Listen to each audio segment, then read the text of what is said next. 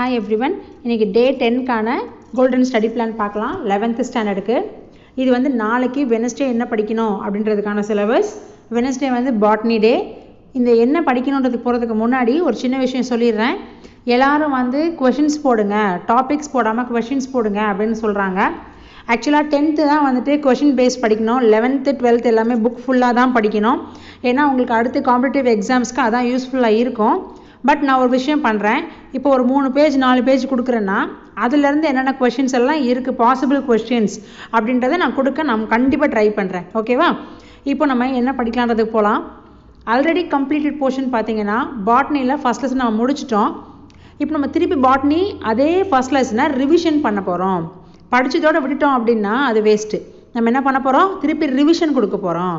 Okay, இந்த revise பண்ண டயத்தில் யாராவது லேட்டாக ஸ்டடி பிளான் ஃபாலோ பண்ண ஆரம்பிச்சிருக்கீங்க அப்படின்னாலும் அவங்க இந்த லெசனை அட்லீஸ்ட் ஹாஃப் வந்து முடிக்க ட்ரை பண்ணுங்கள்.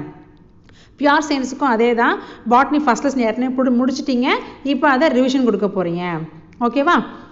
இப்போது கம்ப்யூட்டர் குரூப் என்ன பண்ண போகிறீங்க அப்படின்னா, மேத் வந்து போன சண்டேவோட சாப்டர் 1 முடிஞ்சிச்சு இல்லையா, அதை நீங்கள் இன்றைக்கி ரிவைஸ் பண்ணுறீங்க. புரியுதா?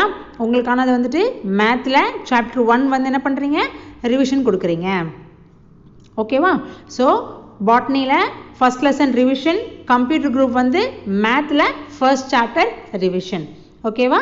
முடிஞ்ச அளவுக்கு என்னென்ன டாபிக் கொடுக்குறனோ அதுக்குள்ளே என்னென்ன கொஷின்ஸ் இருக்குது அப்படின்றத நான் கொடுக்க கண்டிப்பாக ட்ரை பண்ணுறேன். ஓகேவா? நல்லா படிங்க. கம்ப்ளீட்டட்னு கமெண்ட் பண்ணுங்கள். பாய்.